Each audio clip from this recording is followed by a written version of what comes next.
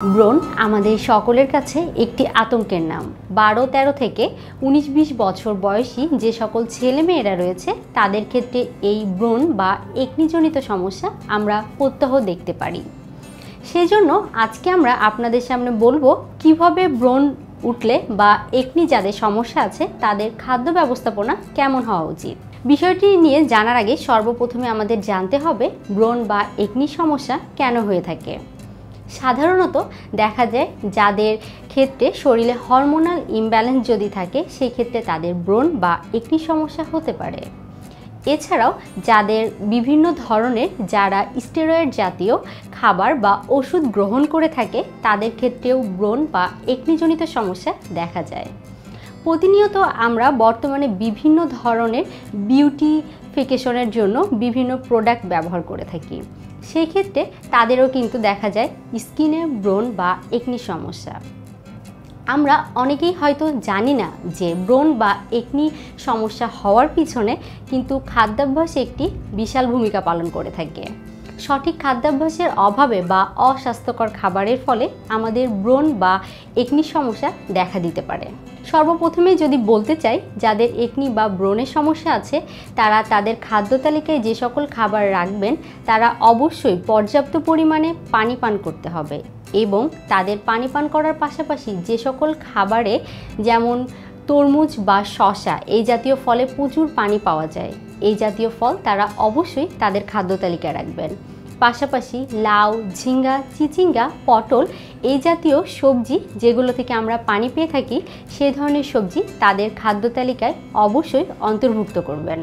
গাঢ় সবুজ শাকসবজি যেমন আমরা খাদ্য তালিকায় অবশ্যই বিভিন্ন ধরনের শাক যেমন পালং শাক, কলমি শাক ইত্যাদি শাক খাদ্য তালিকায় রাখতে পারি।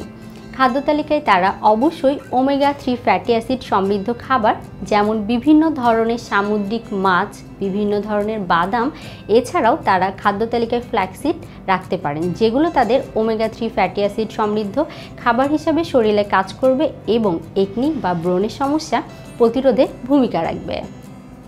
এর পরবর্তীতে আমরা যদি বলি তারা অবশ্যই তাদের খাদ্য তালিকায় বিভিন্ন ধরনের ফল অন্তর্ভুক্ত করতে পারেন। তার মধ্যে অন্যতম হচ্ছে তারা খাদ্য তালিকায় বিটা ক্যারোটিন সমৃদ্ধ ফল যেমন পেঁপে রাখতে পারেন, গাজর রাখতে পারেন, মিষ্টি কুমড়া রাখতে পারেন। পেঁপে কিন্তু আমাদের স্কিনের জন্য অনেক ভালো এবং আমাদের ত্বকে অনেকের ক্ষেত্রে দেখা যায় যে স্কিনের কালারের ভেতরে যে অসামঞ্জস্যতা থাকে সেটা ক্লিয়ার করতেও সাহায্য করে থাকে। এছাড়াও তারা তাদের খাদ্য তালিকায় ম্যাগনেসিয়াম জাতীয় খাবার যেমন লাল চাল, লাল আটা, বাদাম, কলা এই জাতীয় খাবার অন্তর্ভুক্ত করতে পারেন।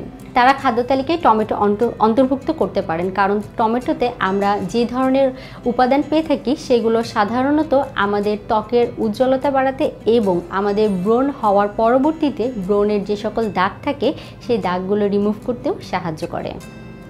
খাদ্য তালিকায় তারা যে সকল খাবার অন্তর্ভুক্ত করবেন তার পাশাপাশি অবশ্যই তাদেরকে নিয়মিত ঘুমাতে হবে। প্রত্যেক দিন তাদের পর্যাপ্ত পরিমাণে যেমন পানি পান করবে ঠিক সেইভাবে তারা অবশ্যই যে খাবারগুলোর কথা আমি মেনশন করলাম সেই খাবারগুলো খাদ্য তালিকায় রাখবেন। পাশাপাশি তাদের কিন্তু অতিরিক্ত তেলে ভাজা খাবার, অতিরিক্ত যে সকল খাবারে লবণ বা চিনি আছে সেই ধরনের খাবার তারা এড়িয়ে চলবে। তারা কিন্তু খাদ্য তালিকায় বিভিন্ন ধরনের অতিরিক্ত ট্রান্সফ্যাট জাতীয় খাবার গ্রহণ করবে না।